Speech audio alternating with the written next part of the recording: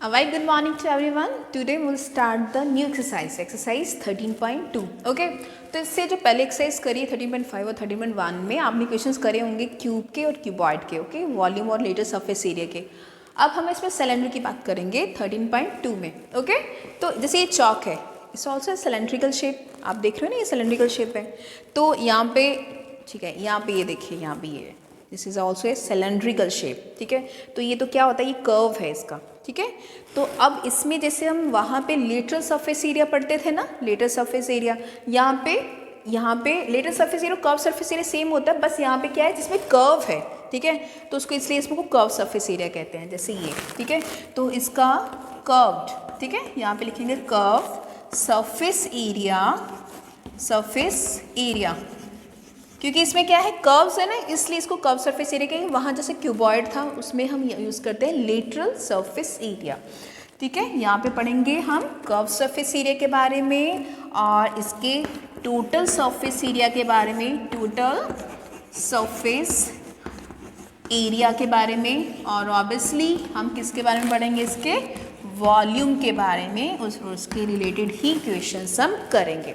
अब जब आप सिलेंडर देखते हो, ठीक है, तो आपने देखा यहाँ पे कौन सा एक गोल सा सर्कल है, और यहाँ पे भी ऊपर भी गोल सा, this is a shape of circle and this is also shape of circle. Okay? तो और कर्व की बात सिर्फ इतने हिस्से की बात, लाइक दिस. ठीक है? जैसे चौक है, this is also shape of cylindrical. तो यहाँ के अगर कर्व सरफेस एरिया की बात करते हैं तो इसका जो फॉर्मूला होता है वो क्या होता है, 2πr/h. ठीक है? Where r is a radius and this is r is a radius और h is a height of cylinder. आपको पता ही है रेडियस मतलब ये, दिस इज अ रेडियस, और ये भी ऑब्वियसली रेडियस हुआ, और हाइट मतलब दिस इज अ हाइट. ठीक है? ये क्या होती है, हाइट होती है. ठीक है? अगर हम इसकी बात करते हैं टोटल सरफेस एरिया में, आपने याद है ना, जब क्यूब की भी बात करी थी, क्यूबॉइड की भी बात करी थी, तो हम उसमें लेटरल सरफेस एरिया में क्या करते थे, अगर एक बॉक्स है मतलब उसका ऊपर छत को भी छोड़ दो, फ्लोर को भी छोड़ दो, सिर्फ 4 फेसेस की, तो वैसे ही है इसमें हमने इसको ऊपर वाले को भी छोड़ दिया और नीचे को भी छोड़ दिया, सिर्फ इतने हिस्से की बात करी. तो this is called as a curve surface area. Total surface area में ये भी यूज़ होगा और इधर भी यूज़ होगा. ठीक है? अब ये देखो, इसका क्या, ये तो कर्व सरफेस एरिया तो आएगा ही आएगा टोटल सरफेस एरिया में. ठीक है? अब ये कौन सी शेप है, this is a circle shape, और सर्कल का जो एरिया होता है वो क्या होता है, दैट इज πr². चलिए, यहाँ कितना हुआ, πr². ठीक है? प्लस 2 सर्कल्स है, इसका भी एरिया ऑफ सर्कल क्या होता है, πr². यहाँ पे कितना हुआ, πr². मैं आपको ये बता रही हूँ कि फॉर्मूला बना कैसे. ठीक है? तो दिस इज 2πrh, और यहाँ पे कितना हुआ, ये 2πr² हो गए, यहाँ पे 2πr². अब देखो कॉमन निकाल लेते हैं, 2πr इसमें भी है, एक 2πr इसमें भी है, 2πr यहाँ पे हमने निकाल दिया, अंदर कितना रहा, यहाँ पे h, और यहाँ पे किस एक r बच गया, तो ये कितना हो, 2πr, h प्लस r जो होता है वो क्या होता है, इसका टोटल सरफेस एरिया. जब किसकी बात करी जाती है, इसकी भी मतलब पूरे की. ठीक है? अगर कुछ एग्जाम्पल जैसे ऐसे बोला गया कि रोलर की बात करी जाती है. ठीक है?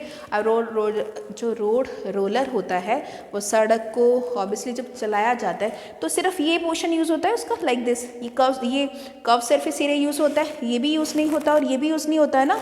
तो जब आप क्वेश्चंस करोगे एग्जैक्टली आपको तब समझ आ भी जाएगा. ठीक है? और इसमें एक इस टाइप का क्वेश्चन भी है. ठीक है? कि आप उसमें कंफ्यूज मत होना कि कौन सा फॉर्मूला लगेगा, टोटल सरफेस एरिया लगेगा या कर्व लगेगा. ठीक है? तो उसमें कंफ्यूज, इसलिए मैंने आपको रोड रोलर की एग्जांपल दिए. जब रोड रोलर चलता है तो ये सिर्फ ये और ये पार्ट यूज़ नहीं होते हैं, सिर्फ कर्व सरफेस एरिया यूज़ होता है. तो ये हो गया. अब इसके बाद अगर इसकी मैं वॉल्यूम की बात करती हूँ तो वॉल्यूम क्या होता है इसका, πr²h. ठीक है? द वॉल्यूम ऑफ सिलेंडर की बात हो रही है यहाँ पे. ठीक है? द वॉल्यूम ऑफ सिलेंडर, ये पूरा टॉपिक ही सिलेंडर के ऊपर बेस्ड है. यहाँ पे सबकी curve surface area of cylinder. ठीक है? और total surface area of cylinder. ठीक है। और यहाँ पे volume of cylinder is equals to pi r square h, where the volume is called as a capacity बताना किसी चीज़ की। और वैसे इसमें फिर एग्जांपल ले लेते हैं कि मान लो ये सिलेंडर है, ठीक है, नीचे से तो बंद है, ऊपर से ये क्या है, ओपन है, तो इसका सरफेस एरिया कैसे निकालेंगे, कर्व तो यूज़ होगा ही होगा, 2 पाई आर एच ये तो यूज़ हो गए, प्लस दिस, अगर ये ऊपर से ओपन है तो क्या करें, ये तो यूज़ नहीं होगा ना, तो ये curve surface area plus pi r square, तो उसका 5 का आ जाएगा। समझ आया ना, 5 का एरिया आ जाएगा, 5 का एरिया नहीं कह रही हूँ, अगर कुछ ऐसे क्वेश्चंस होते हैं यहाँ पे ये बोला गया कि ऊपर से ओपन है तब उसका एरिया निकालिए, तो उसमें क्या क्या यूज़ होगा, curve surface area plus this, तो उसका एग्जैक्टली आंसर आ जाएगा। ठीक है, वो ऑब्वियसली क्वेश्चंस करने से ही समझ आएंगे। Let's start the question.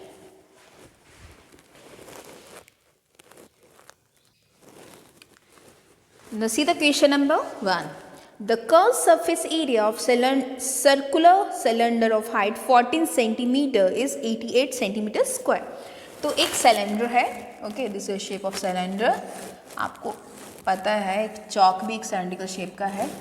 तो ये कहा गया है the curve surface area of right circular cylinder, ठीक है, मतलब सिर्फ ना टॉप की ना बॉटम की बात हो रही है, सिर्फ इतना पोर्शन की, ठीक है, आप ये लाइक दिस, ओके, ना तो टॉप यूज में आ रहा है नीचे, सिर्फ इसकी बात कर रहा है वो, ठीक है। तो अब ये दिया है कि इसका curve surface area, curved surface area of cylinder, ठीक है, the curve surface area of cylinder आपको इसमें गिवन दिया गया है, this is 88 centimetre square, okay. और उसने ये कहा गया है the curve surface area of right circular cylinder, जिसकी हाइट जो है वो कितनी है, हाइट आपको दी है 14 सेंटीमीटर। तो आपको यहाँ पे लिखना पड़ेगा height of cylinder is equals to 14 centimetre. और आपको बोला find the diameter of the base of the cylinder, आपको क्या निकालना है, डायमीटर निकालना है। रेडियस अगर आ गया तो रेडियस का अगर मैं ट्वाइस कर दूंगी तो मेरे पास डायमीटर आ जाएगा, तो मेन मुझे क्या निकालना है, इसका रेडियस निकालना है। तो देखो मैं कैसे निकालूंगी, तो मुझे पता है curve surface area of cylinder का मुझे सबसे पहले फॉर्मूला आना चाहिए, ठीक है। तो यहाँ पे कितना हुआ इसका 2 pi R H, this is a formula of, तो हमें पता है कि curve surface area of cylinder क्या होता है, 2 पाई आर एच होता है, ठीक है। सो 2 पाई की वैल्यू कितनी हुई 22/7, सो रेडियस तो हमें गिवन नहीं है तो हम रेडियस की जगह आर लिख देंगे, और हाइट कितनी है हमारे पास 14 है, ठीक है। और कर्व सरफेस एरिया आपको गिवन है ना, इसमें कर्व सरफेस एरिया कितना दिया है 88, तो यहाँ पे 88 वैल्यू पुट कर लीजिए, ओके। तो इसको कैंसिल कर दीजिए, 7 1 7, 7 2 14, तो ये आ गया 88, ध्यान से देखिए। और यहाँ पे कितना हुआ 22 2 44, 44 को 2 से करो तो 88 हुआ, 88, और यहाँ पे रेडियस हुआ तो ये 88, और ये जो 88 है इसके अपॉन में आ जाएगा, और ये रेडियस, ठीक है। तो ये कितना आया 1 सेंटीमीटर, तो रेडियस कितना आया आपके पास 1 सेंटीमीटर आया, बट आपको निकालना क्या है, डायमीटर निकालना है, ठीक है। डायमीटर कैसे निकालते हैं हम, diameter is equals to 2 into radius, ठीक है, और रेडियस कितना है 1, और ये कितना हो गया 2 सेंटीमीटर, तो डायमीटर कितना हुआ इसका 2 सेंटीमीटर। बहुत ईजी क्वेश्चंस हैं, सिर्फ एक बार सोचना पड़ेगा, दिमाग लगाना पड़ेगा कि हाँ हम क्वेश्चन कैसे कर सकते हैं, ठीक है। Now see the next question.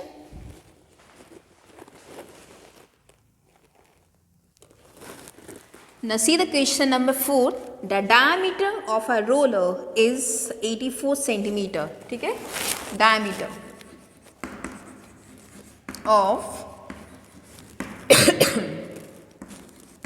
roller is equals to 84 centimeter and length is 120. ठीक है, length is 120 centimeter.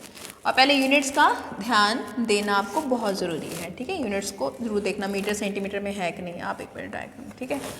तो इट टेक्स 500 कंप्लीट रेवोल्यूशंस, कितने लेता है 500 to move once over the level to playground, ठीक है, लेवल को प्ले मतलब क्या करना है, revolution to move once over to level up playground, मतलब लेवल पे लेके आने के लिए प्लेग्राउंड को।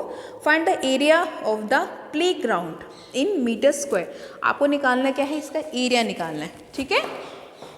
चलिए, तो वो करने के लिए diameter of roller is equals to 84 centimetre, length कितनी दी है 120 सेंटीमीटर दिया। अब मेरी बात सुने, यहाँ पे मैंने क्या कहा, रोड रोलर है, जब रोड रोलर चलेगा तो वो कैसे चलेगा, ऐसे चलेगा, ठीक है, ना तो ये वाला पार्ट यूज़ होगा ना ये पार्ट यूज़ होगा। तो इसमें कौन सा फॉर्मूला लगेगा हमारा, कर्व सरफेस एरिया, ठीक है। तो यहाँ पे लिखेंगे कर्व्ड सरफेस एरिया, ठीक है। तो curve surface area is equals to 2πr/h होता है, ठीक है। तो रेडियस कैसे निकालते हैं हम, डायमीटर का आधा रेडियस डायमीटर का हाफ कर दीजिए, ये कितना हो गया 2 4 × 8 2 2 × 4, तो ये कितना हो गया 42 सेंटीमीटर। तो ये आपका रेडियस आ गया। तो वैल्यू पुट करिए, 2 पाई की वैल्यू हमें पता है 22/7 होता है, बट कुछ क्वेश्चंस होते हैं 3.14 दिया होता है, तब 3.14 दिया होता है, तब आपको 3.14 ही लेना होता है। तो ये कितना हो गया, रेडियस कितना हमारे पास 42, हाइट आपको गिवन है, दिस इज 120, आप कैंसिल करके कर्व सरफेस एरिया निकाल लेते हैं इसका। एक्सक्यूज मी, 7 1 7 7 6 42, ठीक है। तो ये कितना होगा 42, इसकी कैलकुलेशन करनी पड़ेगी, हम इसकी कैलकुलेशन करते हैं, ये कितना हो गया 44 है ना, 44 को 6 से करेंगे तो ये कितना हो गया 264, 264 को 12 से मल्टीप्लाई करते हैं तो ये हमारा आया 3160 और एक इसका भी तो ज़ीरो था है ना 31,680 और ये कितना आया कर्व सरफेस एरिया आया इतना सेंटीमीटर स्क्वायर आ गया। ठीक है, अब क्वेश्चन में ये कहा गया है आपको कि the diameter of a roller is 84 centimetre and the length is 120 centimetre, it takes 500 complete revolutions to move once over to level a playground, find the area of the playground in metre square. ठीक है, तो area निकालने के लिए आप तो curve surface area है ना यहाँ पे, तो एरिया निकालने के एरिया टू लेवल प्लेग्राउंड कितने रेवोल्यूशंस लेता है 500 रेवोल्यूशंस लेता है। ठीक है, जिसका जितना एक का आया उसको 500 से मल्टीप्लाई कर दो तो एग्जैक्ट आंसर आ जाएगा आपका। तो ये कितना आएगा 31,680 इंटू 500। ठीक है, रेवोल्यूशंस, तो ये कितना हो गया 31,680 को 5 से मल्टीप्लाई कर देते हैं तो ये कितना आया आपका 0